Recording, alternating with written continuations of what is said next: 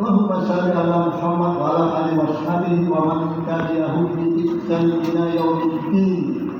Ya ayyuhalladzina amanu taqullaha haqqa tuqatih wa la tamutunna illa wa antum muslimun.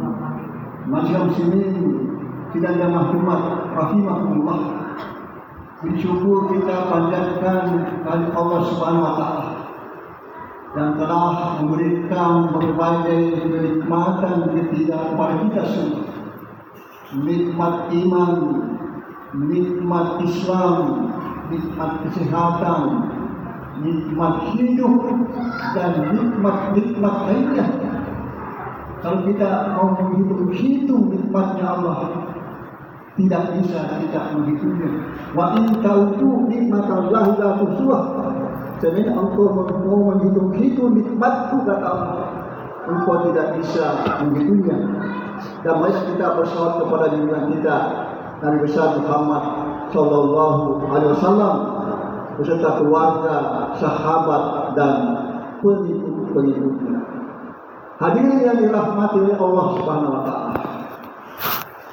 Pada kesempatan ini di siang hari ini selaku Covid, kami berwasiat kepada diri sendiri dan juga kepada para jemaah untuk senantiasa meningkatkan keimanan dan ketakwaan kita kepada Allah Subhanahu wa taala. Allah sendiri dalam Al-Qur'an, ya ayyuhalladzina amanu, mengajak kepada orang-orang yang beriman untuk senantiasa bertakwa. Ya ayyuhalladzina amanu taqullaha haqqa tuqatih wa la tamutunna illa wa antum muslimun. Hai orang-orang yang beriman, bertakwalah kepada Allah dengan sebenar-benarnya takwa, dan jangan engkau mati melainkan dalam kondisi Islam. Dan kita ini diperintahkan untuk bertakwa dengan sebenar-benarnya takwa. Bukan takwa yang setengah-tengah, tetapi takwa yang bersungguh-sungguh, kemudian istiqomah dalam takwa itu sampai ajal menjemput kita. Jadi bertakwa, jangan engkau mati sebelum, melainkan dalam kondisi Islam. Jangan mati melainkan dalam kondisi Islam. Maksudnya ketakwaan ini istiqomah sampai ajal menjemput kita. Hadirin yang dirahmati oleh Allah Subhanahu wa taala, ada surah yang Al-Quran yang dinamakan surah Al-Insan, di mana surah Al-Insan ini menggambarkan tentang manusia. Surah Al-Insan ini disunnahkan oleh Nabi untuk dibaca pada hari Jumat subuh di rakaat kedua, berpasangan dengan surah As-Sajdah pada rakaat pertama. Kalau ada surah yang dianjurkan atau disunnahkan untuk dibaca secara rutin, maka di situ sebenarnya ada keistimewaan. Kenapa diperintahkan atau disunnahkan dibaca misalnya setiap hari Jumat pada waktu subuh?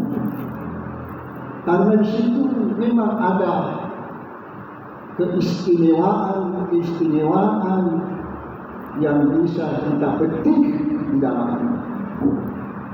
Oleh karena itu, kalau kita mau membaca Al-Quran sebenarnya harus juga dibarengi dengan terjemahannya, supaya kita bisa memahami, mengerti, mengetahui apa maksud, apa keinginan Allah menurunkan Al-Quran itu.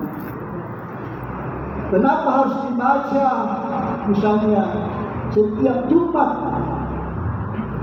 Dalam surah An-Nisa ini ada 31 ayat, tetapi karena waktu kita tidak bisa, ini hanya beberapa ayat yang bisa kita sampaikan di sini. Yang pertama, Bismillahirrahmanirrahim. Hal ata ala insani hinum minad dahri lam yakun syai'an masyhura.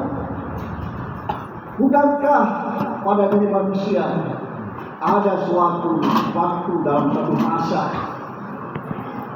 yang mereka belum bisa disebut apa-apa?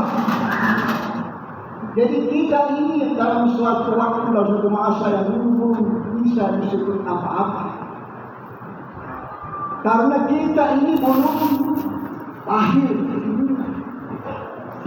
Bahkan ibu kita sendiri belum bisa menyebut nama kita. Bapak kita belum bisa menyebut nama kita, karena memang kita belum lahir. Oleh karena itu ada ulama yang berpendapat bahwa masa sebelum kita lahir itu itulah kematian yang pertama. Kemudian dalam hidup manusia itu sebenarnya ada dua kematian dan dua kehidupan. Kematian yang pertama itu sebelum kita lahir, kemudian dihidupkan, kemudian dimatikan, masuk di kubur. Itulah kematian yang kedua. Kemudian dihidupkan dan